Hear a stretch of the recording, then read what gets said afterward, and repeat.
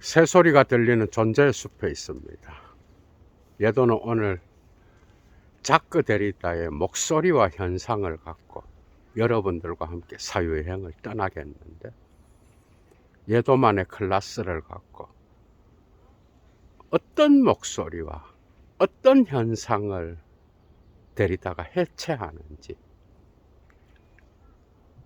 데리다 안에 머물지 않고 이해를 위하여 다양한 방식으로 전개해 나가겠는데,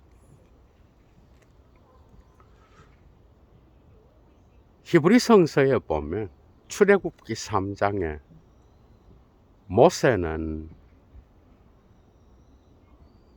호렙산 근처에서 장인의 양떼를 치다가 떨기나무가 타는 것을 보게 되죠. 그죠? 그쪽으로 갔는데 불이 타는데 떨기나무가 사라지지 않는, 거기에서 목소리가 들려. 모세야, 모세야, 네가 서 있는 땅은 거룩한 곳이니 내 신발을 벗어라. 그러면서 모세에게 사명을 주죠. 그죠? 그 과정에서 신의 사자는, 신은 자기의 이름을 알려줘. 그게 바로 에크예, 아쉐르 에크예, 나는 곧 나다라는 뜻이에요. 이 목소리는 일평생 모세의 의식 속에 현전했겠죠. 그죠? 어? 그렇지 않았겠어? 그래서 그가 어디를 가든지 호렙산 떨기나무에서 만난 그 신의 현존을 간직하고 자기의 사명에 대하여 나태해질 때마다 자기를 다잡고 그 길을 묵묵히 걸어갔다라는 거예요. 그렇다고 한다면 모세의 의식 속에 들려진 나는 나다라고 하는 그 신의 이름, 에크예는 곧 에크예다. 그 이름이 음성으로 들린 거야. 그죠? 음성이 현존하는 거야, 의식 속에. 맞죠?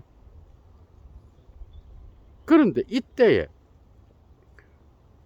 모세가 히브리어를 알지 못했다면, 어찌되었건 옛날에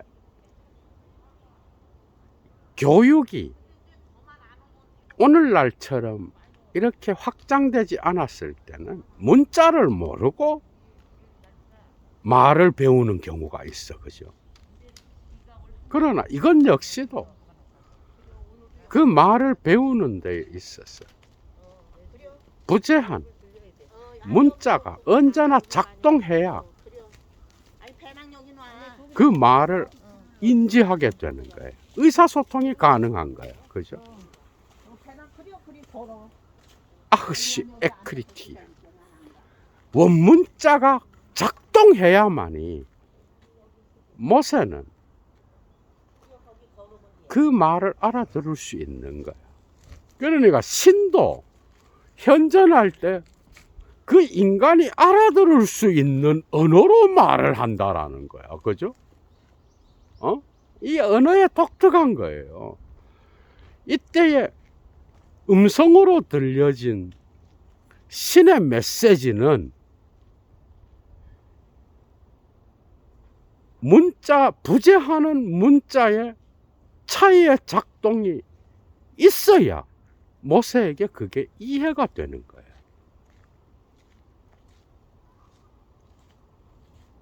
이게 목소리와 현상의 주제인 거예요. 그러니까 목소리는 지금 언제나 지금 현존해. 현재의 순간에 현존하는 거예요. 맞죠? 그래서 하이데거 역시도 존재와 시간에서 레데 말은 현재의 시간성과 연관시키고 있잖아. 말은 언제나 현존해. 게겐베얼티궁 하는 거라고. 프레젠타지온 하는 거고, 그 다음에 말은 언제나 지금 여기에 나타나는 거예요. 그죠? 물론 그 말이 지금 여기에 나타난 것을 우리는 기억을 통하여 그것을 다시 재생시킬 수는 있어. 그죠? 모세가 호렙산에서 불타는 떨기나무 가운데서 들려오는 그 목소리를 나중에 듣고 나서 이집트에 가서 노예로 노동을 하는 자기 백성을 출애굽시킬 때 그 목소리는 기억으로서 현존했겠죠. 그죠? 여기에는 상상의 작용이 있었겠죠. 당연히. 그러나 최초 순간에 말은 언제나 현존화시켜 기억으로 감추어진 것을 끌어내서 지금 나에게 현존화시켜야 돼. 일평생 동안 모세를 따라다니면서 그 신의 음성은 모세의 사명을 각인시키는데, 그래서 최초의 현전이, 최초의 프레젠타지온이 모세를 끊임없이 따라다니면서 레프레젠타지온 했다라는 거예요. 그건 당연한 거죠. 그죠? 그러니까 이때에 모세는 무의식적이든 의식적이든 간에 그 신의 목소리가 현존할 때에 그것을 자기의 의식으로 인식하고 그것을 이해할 때 그는 언제나 이미 앞선 구조를 갖고 있었어. 선구조를 갖고 있었어. 그게 뭐야? 히브리 말을 알았다는 거겠죠. 문자로 알았든 아니면 말로 알았든 간에 히브리 말을 알았다라는 거야. 원문자가 언제나 이미 작동하기 때문에 에크에 나는 곧 나다라고 하는 아쉐르 에크예라고 하는 이 신의 현존의 목소리를 이해할 수 있었다라는 거야.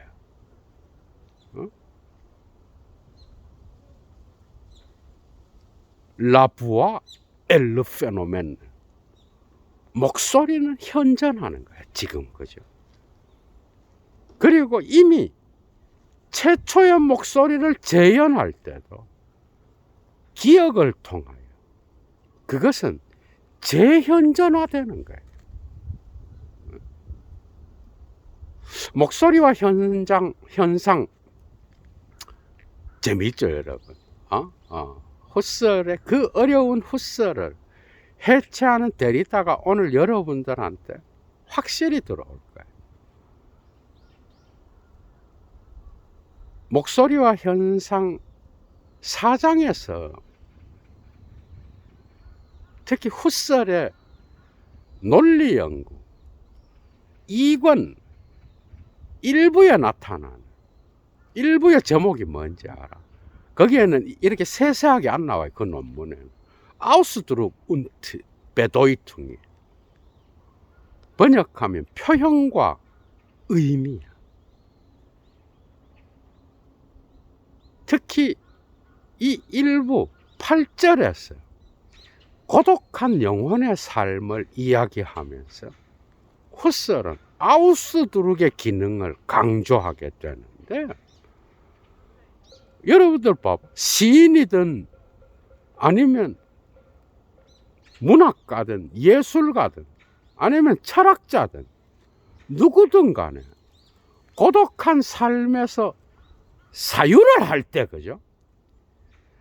그 사유를 할 때 여러분들 역시도 문자 없이 표지 없이 온에 안짜이현, 훗설은 안짜이현이라 그래. 이게 기호예요. 응? 기호 없이, 시니어 없이 사유의 내용이 대가리 속에 현존한다라고 생각하는 거야. 맞죠? 그죠?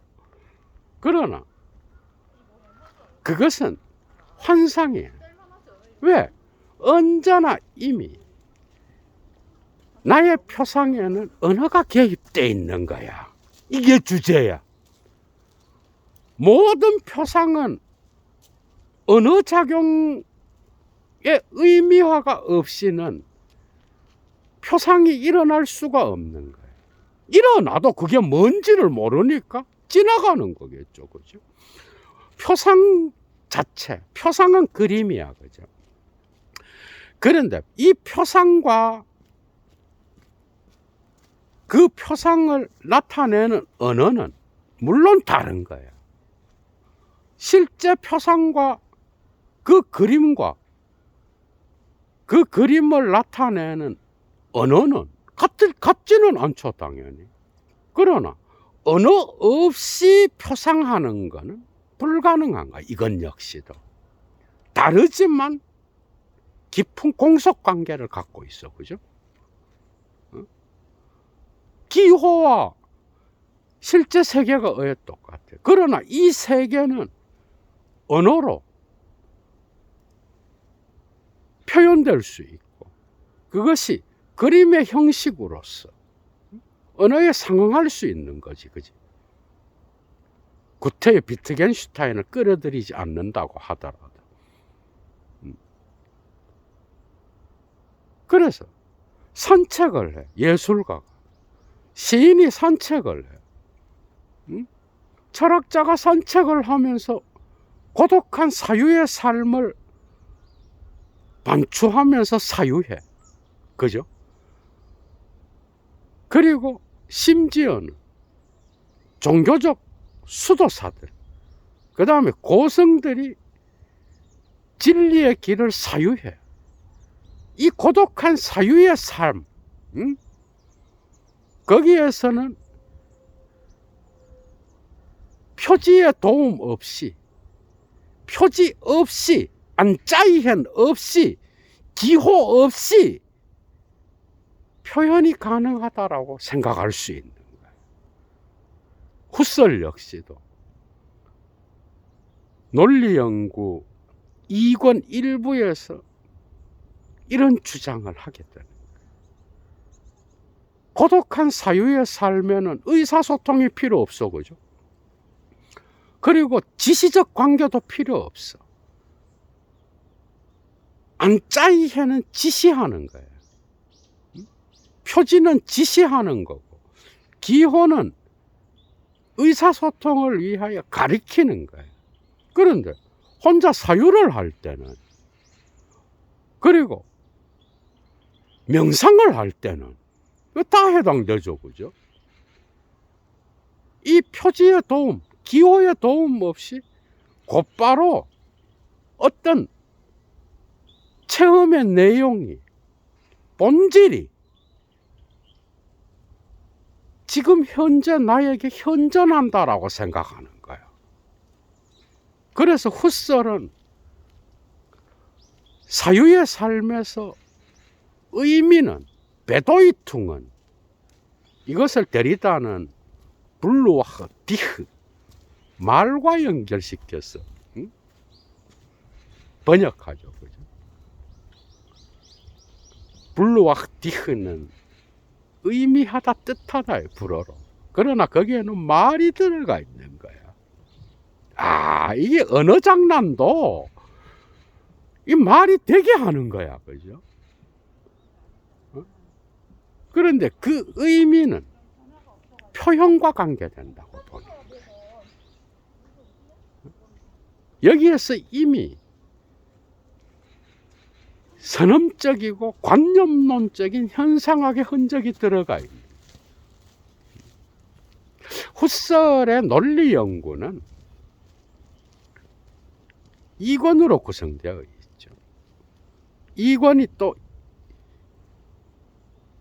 1권이 있고 2권이 있어요.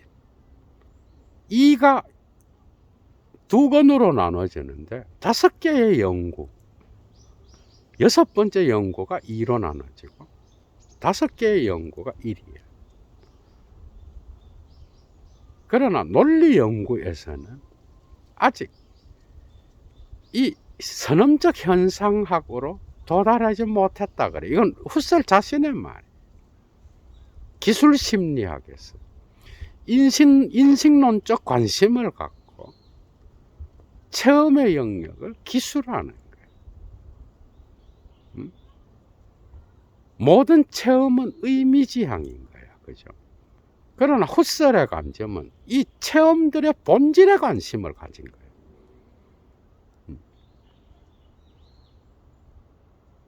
그런데 이게 선험적 현상으로 가게 되면서 레둑지온, 환원의 개념이 나타나잖아. 그죠?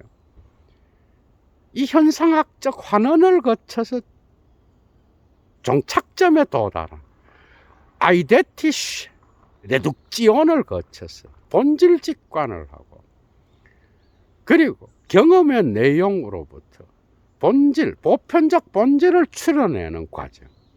여기에서 초월적 본질에서 초월성을 또 한 번 환원하게 되는 것. 초월적 환원이라 그래. 선험적 환원이라 그러기도 하고. 트란스젠덴탈레 레둑지오. 최종적으로 남는 것은 체험의 통일체로서, 의미의 통일체로서의 선험적 주관이 남는 거야. 유아론에 빠지게 되면서 후설 역시도 엄청 고민했죠. 이걸 해결하려고. 그럼 타자성은 어떻게 되느냐? 이런 걸 알아야 여러분들이 목소리와 현상도 이해할 수 있는. 그리고 현상학적 환원을 거쳐서 소거된 역사와 실존의 이 세계는 어떻게 되나? 이러면서 상호주관성의 개념이 나타나고 생활세계의 개념이 나타나잖아. 이 뒤에 거는 데리다의 해체에 안 나와. 딱 이념까지 나와. 선험적 현상학까지 다루고 있어. 그러니까 순수의식, 환원을 거쳐서 도달한 선험적 주관성, 그 주관성이 부여하는 의미, 그게 구성이란 개념이에요. 후설의 구성 개념도 칸트와 달라. 칸트는 콘스트룩지온이란 단어를 쓰고 후설은 콘스티투지온이란 단어를 쓴다. 구성은 다시 말하면 칸트한테서 구성은 뭐예요? 감각 직관을 통하여 들어온 다양한 내용들을 주관의 선험적 형식에 근거하여 통일시키는 게 구성이잖아. 그죠? 후설은 환원을 통하여 도달한 순수 의식이 이거 보면 비역사적이고 비사회적인 유화론이에요. 그 순수 의식이 객관적 세계에 의미를 부여하는 거예요. 그러니 후설한테서 현상학에서 의미 부여는 뭐예요? 주관이 하는 거예요. 선험적 자아가 하는 거고 선험적 주관성이 하는 거야. 그죠?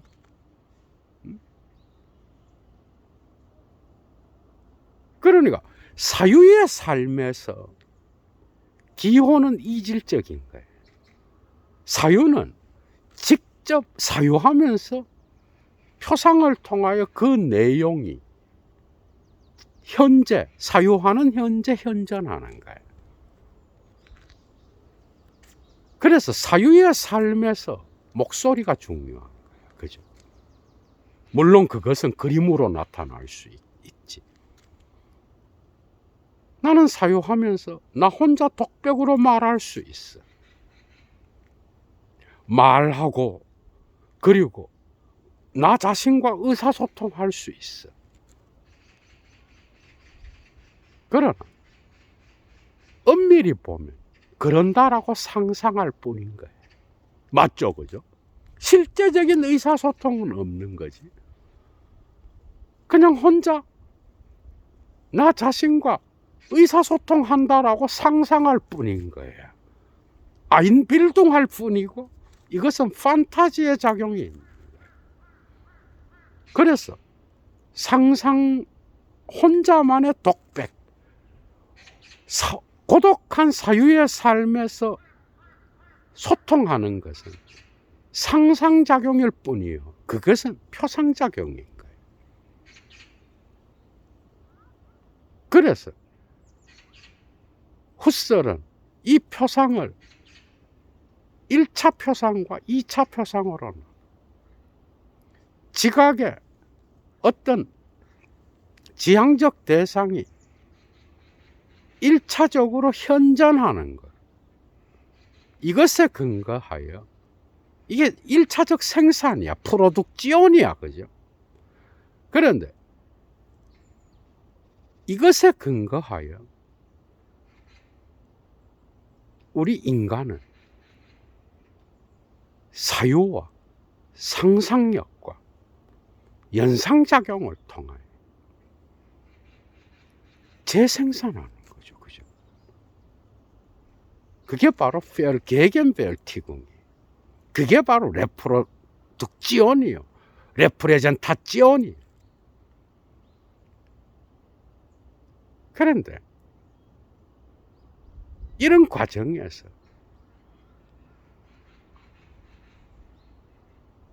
사유의 삶에서 중요한 것은 표현인 거예요. 아우스드룩인 거예요. 여기에는 표지가 개입되지 않는 것처럼 보여요. 이게 데리다가 공격하는 핵심이 들어있는 거예요. 과연 그래요, 여러분? 모세가 히브리 말을 배우지 않았다면, 문자를 배우지 않았다면, 아니면 말을 배우지 않았다면, 앞선 구조가 없었다면 과연 그 말을 이해할 수 있었을까? 고독한 사유의 삶에 적용시키면 철학자나 예술가나 시인이 혼자 산책을 하면서 사유하는 것 역시, 독백을 통하여 말하는 것 역시도 거기에는 언제나 이미 앞선 구조가 들어와 있다라는 거예요. 벌써 여기에는 하이데거의 어떤 흔적이 나타나고 있어. 그죠? 그래서 훗설보다는 하이데거에 가까워, 데리다는. 아무리 자기가 하이데거를 넘어서려고 발버둥 치지만은, 곳곳에서 하이데거를 비판하지만은 하이데거에 가까워. 이 서구 형이상학을 해체하려고 하는 것 그 자체에 단초를 준 게 하이데거예요. 존재와 존재자의 존재론적 차이를 망각한 서구 형이상학의 눈앞에 있음의 철학을 해체했잖아, 하이데거가. 이미 존재와 시간에서. 거긴 훗설도 들어와 있는 거예요. 눈앞에 있음의 현존의 형이상학인 거죠. 그죠? 로고스 중심적이고 음성 중심적이고, 그래서 문자의 기능은 2차적인 것으로, 이질적인 것으로 언제나 억압하고 제거하려고 했던 서구 형이상학의 역사가 후설에게도 들어와 있는 거예요.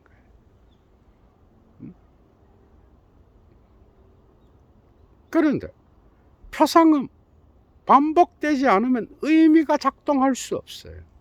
1차 표상과 2차 표상은 사실은 없어. 그 모든 표상 작용에는 언어의 흔적이 개입되어 있는 것이요.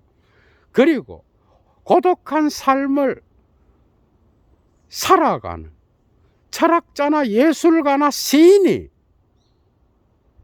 혼자 사유를 할 때도 표지는 언제나 이미 작동하고 있는 거예요. 모세의 신의 음성, 그가 차후에 기억을 통하여 끊임없이 재현할 때조차도 거기에는 고대 히브리 말의 문자의 차이가 언제나 작동했다라는 거예요. 그죠? 그러니까 어떤 의미가 궁극적 기원을 갖고 있고 1차적 표상을 갖고 있고, 그리고 이것이 재현을 통하여 순수하게 의식 속에 현존한다라고 하는 것은 하나의 서구 형이상학의 환상인 거예요. 목소리에는 언제나 문자가 그 목소리를 뚫고 들어간 차이의 흔적이 존재하는 거야. 그죠? 그래서 순수한 현존은 존재하지 않아. 모든 순간은 이미 후설이 1905년도에 내적 시간 의식을 이야기하면서 시간성을 이야기하잖아. 의식의 흐름을 이야기하고, 모든 현재는 과거 파지와 미래 파지를 갖고 있어. 레텐지온과 프로텐지온을 갖고 있는 거예요. 현재는 붙잡을 수 있는 그 순간 사라져버려. 그죠? 기억과 기대는 모든 현재의 순간에 언제나 흔적으로서 작동하는 거예요. 모든 현재는 부재의 흔적을 갖고 있는 거야. 여기에서 그 유명한 데리다의 트하스, 흔적이란 개념이 나타나는 거예요. 모든 존재에는 비존재의 흔적이 들어와 있는 거죠. 그죠? 의식에 현존하는 체험의 본질에도 거기엔 언제나 이미 순수한 기원의 현상이 지금 여기에 현존한다라고 말하지만 사실은 모든 현존은 복사요 재생인 거야. 그죠? 그래서 현존은 환상이에요. 거기에는 언제나 문자의 차이라고 하는 이질성의 타자성이 자기도 모르게 반복되어 이미 작동하고 있는 거예요. 지시적 기호로서의 표시, 의사소통할 수 있는 그 표지는 고독한 사유의 삶에서는 필요가 없어요. 실제로 지시할 필요도 없고 의사소통할 필요도 없는 거야. 거기에는 이미지와 또한 기억을 중성화시키는, 이게 이제 후설이 이 상상력을 이런 방식으로 이야기하는데, 특히 표상 개념은 여러분들이 데리다는 이런 부분을 목소리와 형상에서 상세하게 이야기하지 않아. 특히 논리연구 2권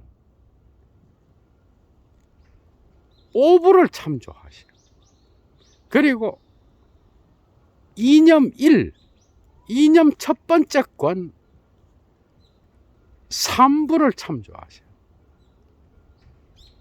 현존화와 재현존화, 생산과 재생산,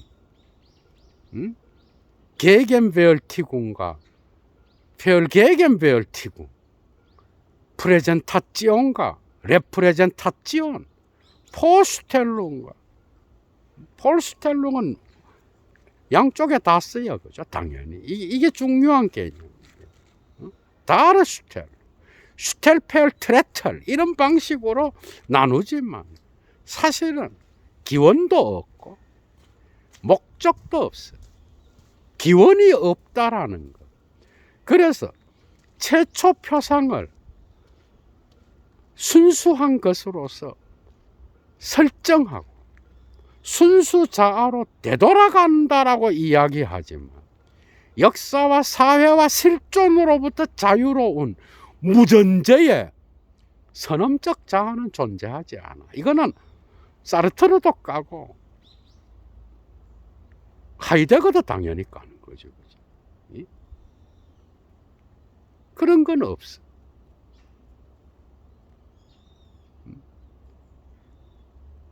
그래서 데리다는 사유의 삶에서 생각하는 자에게는 이 기호는, 표지는 방해가 될 뿐인 거예요. 의사소통도 필요 없어. 그리고 지시의 관계도 필요 없어. 남한테 뭔가를 알릴 필요도 없는 거야. 혼자 사유를 할 때는 상상만 있으면 되는 거야. 어떻게 보면. 이 표상작용에 데리다의 질문은 이거예요. 이 상상작용으로서의 표상작용에 2차적 현존으로서의 그것에 근거한 상상작용에 이미지와 기억을 중화시키는 상상작용에 과연 기호의 흔적이 존재하지 않는가라는 질문인 거예요. 재미있죠, 그죠? 이건 우리가 무의식에도 사유해 볼 수 있는 거예요. 자기 아들이 죽은 옆방에서 잠을 자다가 꿈을 꿨는, 아버지, 내가 불타고 있는 것이 보이지 않나요? 라는 그 목소리는 무의식적으로 그 아버지를 일평생 따라다녔을 거라고, 그죠? 꿈속에서 나타난 그 음성. 그러나 그 음성이 언제나 의식 속에 재현될 때 고통의 의미로 다가오겠지만 거기에는 언제나 이미 기호의 차이의 힘이 작동하고 있다라는.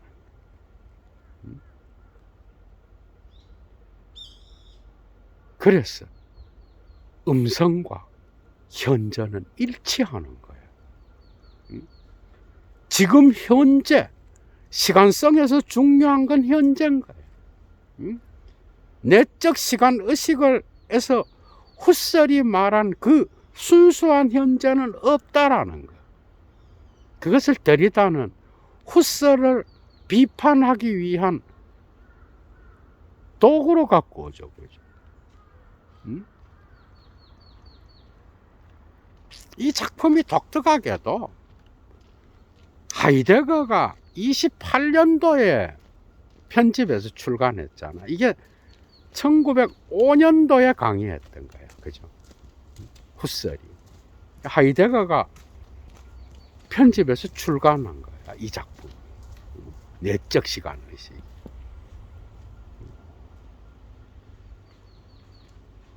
자기 모순을 일으키는 거야. 모든 의식은 대상을 갖고 있고 무엇을 향해 있어. 무엇에 대한 의식인 거예요. 그러나 그 의식은 환원을 통하여 끊임없이 경험적 내용을 배제시키죠. 그죠? 갈로 쳐서 배제시키면서 순수 의식으로 들어가게 되는데, 그 순수 의식에서는 아우스트로 표현만이 중요할 수 있어, 물론.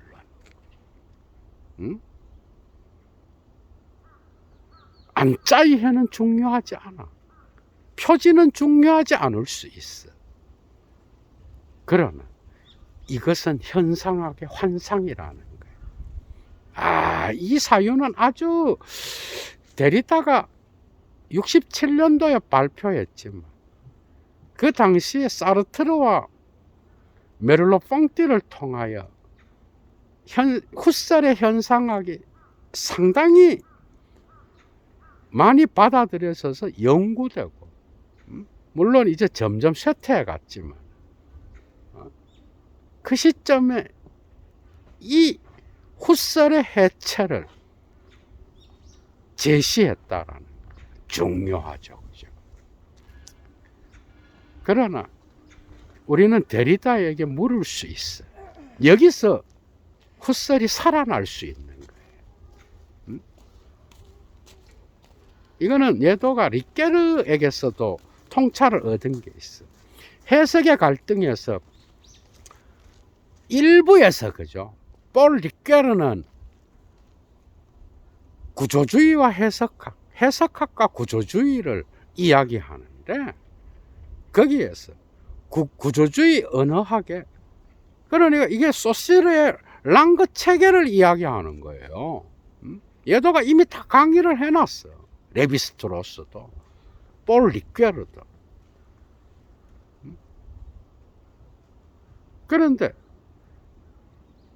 이 체계의 언어에서 중요한 건 공시요. 그것은 차이예요. 랑그 체계야, 그죠? 그런데 여기에 머물게 되면 파롤의 기능이, 말의 기능이 어떻게 보면 하찮게 취급될 수 있는 거예요. 그러나 우리가 말을 통하여 창조하는 게 무한대예요. 파롤이 중요합니다.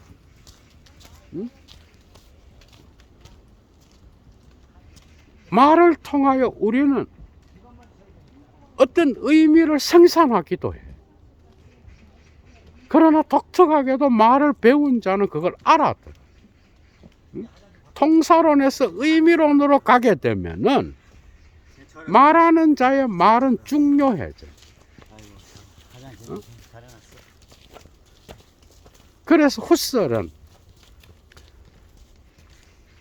베도이툰과 에어필룽을 나누잖아, 그죠? 프레게는 뭐야? 진과 베도이퉁을 나눠. 진은 관념적 사유 안에서 나타나는 의미인 거예요. 그런데 이 의미는 바깥의 세계의 사물을 지시해. 베도이퉁 한다고.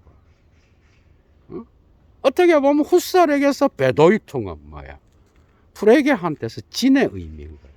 관념적 표현의 의미인 거예요. 그죠? 그 의미는 바깥의 현실로 채워질 때 살아나는 거예요. 에어필룽 돼야 되는 거야. 그죠? 이 베도이퉁. 그러나 후설에 관심은 뭐예요? 아우스두룩에 가 있었던 거예요. 베도이퉁에 가 있었던 것이요. 그것이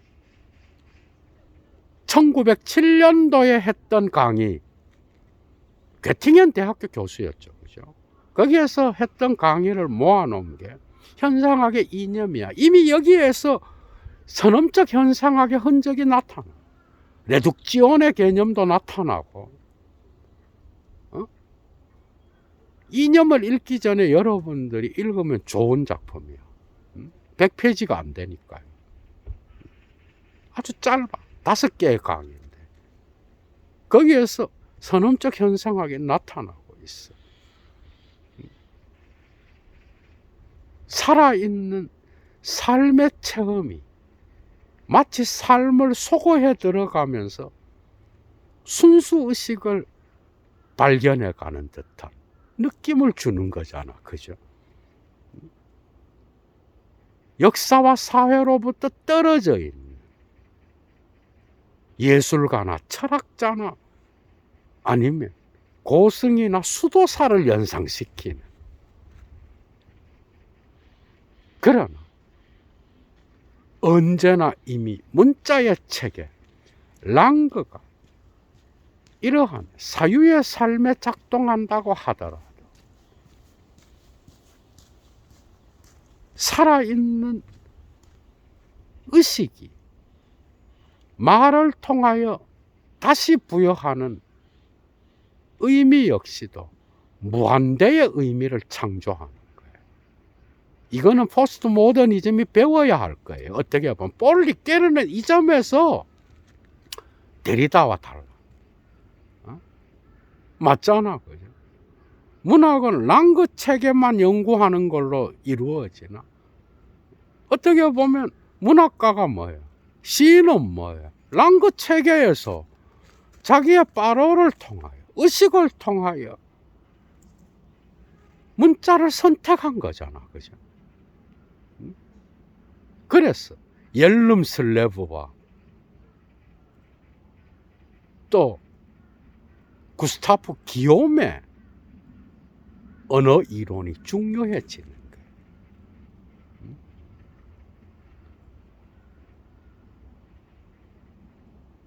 그래서 우리는 두 가지를 다 생각해야 돼요. 랑그의 체계에서 의식의 말을 통하여 역사와 사회를 재지시하는 이 지시적 언어의 기능, 이건 역시도 중요하다는 거예요. 언젠가 한번 조금 더 깊이 있게 강의를 하겠습니다. 얘도 아주 중요하죠. 그죠?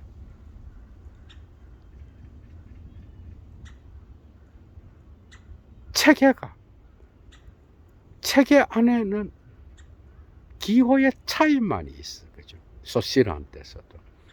그러나 이 체계는 말을 통하여 언제나 사건으로 변화된다라는 거예요. 바로를 통하여 사건화되는 거예요. 구조는 결코 공시적으로만 형성된 게 아니야. 모든 언어 체계의 구조는 역사적 발전이, 그죠?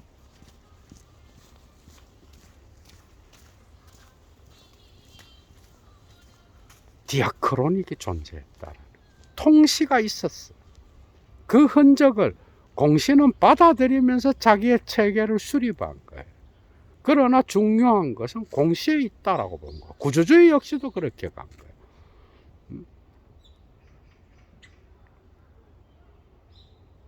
그래서 이러한 목소리와 현상에서 나타난 데리다의 해체에서 우리는 또다시 주체의 말이 생산하는 말의 창조성을 또 생각해 봐야 되는 거예요.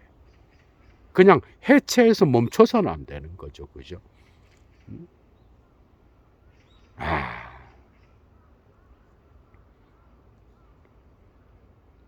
아우스두룩 뿐만 아니라 안짜이헨도 중요한 거예요. 모든 고독한 철학자의 삶, 고독한 예술가의 삶, 고독한 시인의 삶, 누구든 혼자 독백을 통하여 사유한 그 표현을 안짜이헨을 통하여 타자에게 전달하듯이 아우스트룩과 안짜이에는 둘 다 중요하다. 음성 중심적인 목소리는 언제나 부재하면서 작동하는 문자의 차이의 기능이 없다면 존재할 수 없다라는, 모든 표상의 배후에는 문자의 흔적이 들어가 있다라는 것. 엄청나게 많은 부분을 여러분들이 이해했을 거라고 생각합니다. 얘도 물러갑니다, 여러분. 건강한 하루 보내십시오. 주스!